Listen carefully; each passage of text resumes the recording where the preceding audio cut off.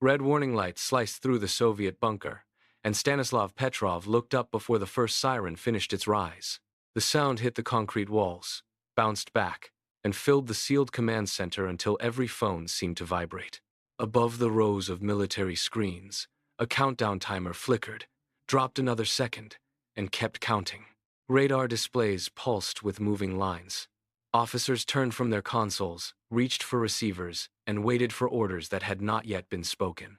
Then one screen delivered the message nobody in that room wanted to read. An American missile launch had been detected. If the machine was right, the attack had already begun. If Petrov reported it as real, the warning would climb from this bunker toward the highest levels of Soviet power. He did not have an hour. He did not have a committee. He had screens, sirens, phones, and minutes.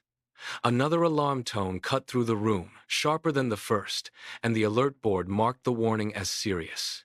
The bunker tightened into procedure. Hands moved over switches, chairs scraped, voices snapped short reports across the consoles. Petrov kept his eyes on the data stream. The computer did not hesitate. It labeled the signal genuine. That was the trap. A machine had spoken with certainty, and a human officer now had to decide whether that certainty should move closer to launch orders. Petrov reached toward the phone, stopped, and looked back at the screen as the timer kept falling. To understand why that pause mattered, the night has to be pulled back into 1983. The Cold War had placed armed missiles, bombers, and submarines on permanent watch. In Washington and Moscow, maps were covered with targets. Missile silos stood ready across 2 continents. Submarines carried nuclear warheads beneath dark oceans. Bombers waited on airfields with crews on alert. The United States and the Soviet Union held enough firepower to destroy civilization many times over. Each side studied the other for the first strike. Each side built computers, satellites, radar stations, and duty officers into a warning chain designed to move faster than any human argument. The logic was brutal. If missiles were incoming, leaders had only minutes to answer before their own weapons could be destroyed. Then September made the chain even tighter. Soviet forces shot down Korean Airlines Flight 007 after it entered restricted airspace. All 269 people on board were killed. Newspapers printed the disaster in heavy headlines. Television broadcasts showed flight paths, wreckage, and officials accusing one another across microphones. The United States condemned the attack. The Soviet Union denied Western accusations and called it provocation. That argument did not stay in press rooms. Diplomats hardened their statements. Generals reviewed plans. Commanders drilled for the possibility that condemnation might become action. By late September, a warning from space would not arrive in a calm world. It would land inside a system already strained by weapons, suspicion, and recent deaths. In that climate, even a false pattern could look like the first frame of war. On the night of September 26th, Stanislav Petrov arrived at Serpukhov 15, the secret command center buried near Moscow. He passed into a facility built for one task: to watch the sky for a nuclear attack. Inside, there were no windows, no weather, no horizon. The outside world reached the room as signals, coordinates, code, and light. Petrov took his position among consoles, phones, and monitoring screens. Officers checked handover notes, tested lines, and matched satellite feeds against procedure sheets. A night shift should have moved by routine. Log the readings, confirm the channels, correct small faults before they became reports. But this post made routine dangerous. Every console belonged to a chain that could carry a warning upward before anyone outside the bunker saw proof with their own eyes. Petrov knew the order of motion. If the satellites flagged a launch, his report would not stay in the room. It would move to higher command, then toward leaders who had minutes, not hours, to weigh retaliation. That knowledge changed the objects around him. A receiver was not just a receiver. A blinking line was not just data. A typed phrase could become a national emergency if he gave it the wrong weight. During the handover, one channel lagged, then corrected. A technician marked it down. Petrov watched the screen settle and did not rush the signature on the log. The room resumed its low mechanical rhythm, but the chain was armed by design. Petrov sat at its human hinge and waited for the night to test him. The test came as a hard break in the room's rhythm. A siren cut through the low electronics, and red warning light washed across the consoles. On the main board, the system identified a launch from the United States. Not a drill, not a maintenance fault, one missile. The computer marked the signal with the weight reserved for a real attack, and every routine motion in the room stopped. Phones began to ring. Officers turned from their stations toward Petrov, waiting for the report that procedure expected him to send. He did not reach for the confirmation line. He leaned into the data. Satellite channel, timestamp, launch classification, confidence level. The machine had arranged the facts into a single conclusion, but Petrov separated them piece by piece. A first strike was supposed to crush the Soviet command structure before it could answer. It would aim at control centers, silos, air bases, communications nodes, and cities in the same opening blow. It would not announce the end of the world with one lonely track rising out of America. The siren kept driving sound into the concrete. The screen kept insisting. Petrov checked the pattern again and looked for support around it. Other satellites, secondary indications, anything that made the warning behave like war instead of error. Nothing in the first moments closed the gap. The computer had shouted attack. Petrov held the word at the edge of his report and refused to let one signal become Armageddon. Then the board changed again. A second launch marker appeared beside the first, stamped by the same system, carrying the same authority. Before Petrov could finish comparing its time code, a third warning struck the room. Another phone rang. A chair scraped backward. An officer crossed to a secondary console and called out numbers from the satellite feed. The fourth marker flashed onto the display. The fifth followed. The alarm no longer looked like an isolated defect. It was building a sequence. Protocol closed in around Petrov. Multiple launches meant the warning had to move upward fast. Delay could cost command minutes it was built to protect. Confirmation could carry the word attack toward men who controlled nuclear forces. Every procedure sheet in that bunker had been written to prevent hesitation during exactly this kind of signal. Petrov asked for cross-checks.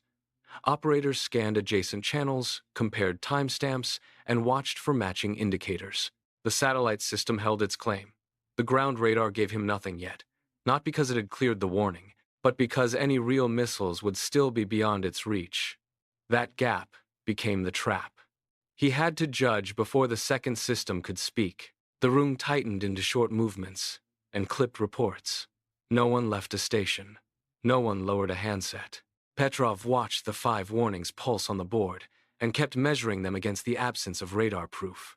Petrov kept his hands off the confirmation line for one more second. The alarm demanded a reflex, but he forced the warning back through the facts. 5 tracks did not match the opening move of an American first strike.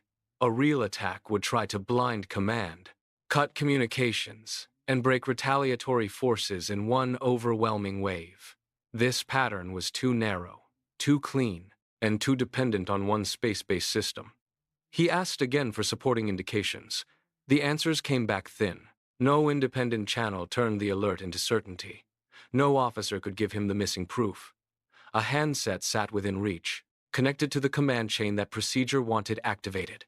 Petrov lifted it. The room tracked the motion without a spoken order. A superior came on the line, expecting the classification that would define the event. Petrov gave the report in controlled pieces. Satellite warning, multiple indicators, no corroboration. Pattern inconsistent with a strategic strike. Then came the word that mattered. He said, system malfunction. He did not announce an American attack. He did not certify the computer's verdict. He named the alarm as failure, and that label changed what traveled upward. Command would receive uncertainty instead of attack confirmation. The machine had built a case for nuclear warning. Petrov broke the case at the point where language became action. The receiver carried his gamble into the system. He kept hold of it until the line went quiet. After the line went quiet, Petrov did not move away from the console. He set the receiver down within reach and turned back to the radar displays. The room stopped spending motion. Operators stayed at their panels, shoulders locked over instruments, calling out sweep times, signal channels, and range windows. Every clock mattered now. The satellite warning had spoken first, but ground radar would be the judge that could erase or condemn Petrov's decision. If an incoming object crossed into range, the screens would harden the alarm into evidence. A single plotted track would be enough. One white mark, one calculated path, one reportable fact. Petrov watched the sweep line rotate across the scope. It cut the screen in circles, came back empty, then started again. A technician adjusted gain and leaned closer. Static thickened at the edge of the display. For 3 seconds, a bright smear held near the outer ring. Nobody spoke over it. The operator checked the return, reset the filter, and waited for the next sweep to repeat it. The smear broke apart into noise. Not proof, not safety. Only another unresolved second removed from the clock. Phones remained uncovered, ready for the next order. Officers checked the same numbers again because there was nothing else to trust. Altitude estimates, launch times, predicted approach corridors, radar horizon. Each line on paper narrowed the waiting into seconds. Petrov kept his eyes on the scopes, knowing the next confirmed trace would not just challenge his judgment, it would turn his chosen word against him. The next sweep came back empty. Then the next. The predicted window for the first missile reached the radar horizon and crossed it without a track. Petrov did not announce victory. He asked for the time again, and kept his eyes fixed on the display. Operators repeated the range checks, changed filters, and watched the line cut another clean circle through the scope. Nothing locked, nothing climbed, nothing moved with the speed or path of an incoming warhead. The room did not relax at once. The alarm board still flashed, and the computer still carried its warning like a verdict. Then the second predicted arrival window passed. No track appeared. A phone rang, and every head turned toward it. The operator answered, listened, then shook his head once. No confirmation from the radar stations. No launch evidence beyond the original satellite alert. The third window closed, then the fourth. By the fifth, the silence in the room had changed shape. Hands came off switches. Pencils stopped tapping against log sheets. Someone exhaled so sharply it cut through the electronics. Petrov kept standing at the console until the final calculated approach time expired. The screens still glowed red, but the sky had refused to match them. No warheads entered Soviet airspace. No detonations followed. The warning remained trapped inside the machines that had produced it. Petrov's malfunction report had survived contact with the only evidence that mattered. The command center stayed alert, but the immediate catastrophe fell away, one empty radar sweep at a time. The investigation began with printouts, timestamps, and signal logs spread across desks inside the warning network. Technicians did not find an American launch hidden in the data. They did not find radar proof that had been missed. They found satellite readings that had behaved exactly as designed, then led everyone in the wrong direction. That made the search more dangerous, not less. A broken wire would have been simple. A dead sensor could be replaced. But the system had seen something real and named it wrong. Investigators matched the alert times against satellite positions, cloud cover, and the angle of the sun over the horizon. The pattern narrowed. High above the planet, sunlight had struck cloud tops at a rare angle. The reflections flashed upward into the satellite's view. To the computers, those bright pulses resembled the heat bloom of missiles leaving silos. The software sorted the signal, measured its intensity, compared it with launch profiles, and raised the alarm with mechanical confidence. No enemy commander had turned a key. No rocket had cleared a silo. Light had bounced off clouds, entered a sensor, crossed a processor, and arrived in a bunker as a warning of nuclear attack. The ordinary sky had produced the shape of annihilation. That was the final shock in the reports. The system had not invented a fantasy from nothing.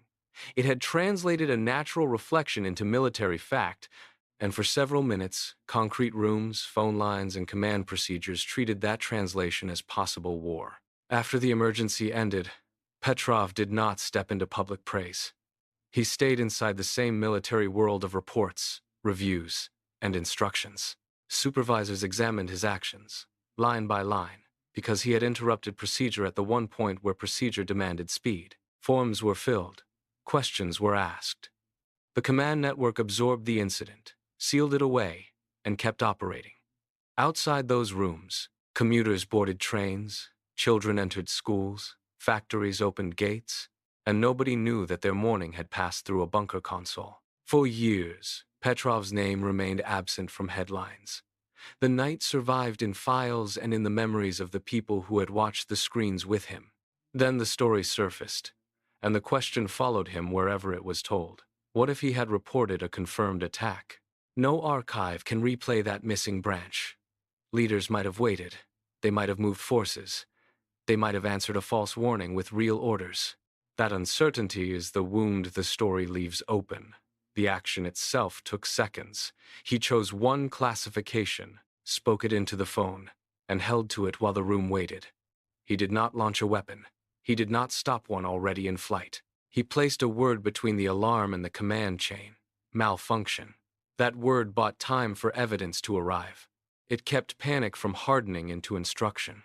On the 26th of September 1983, Stanislav Petrov questioned a machine when the machine sounded certain. The red screens were wrong. The missiles never came. His decision remains a lesson of the nuclear age. Systems can warn, but people still choose what the warning means.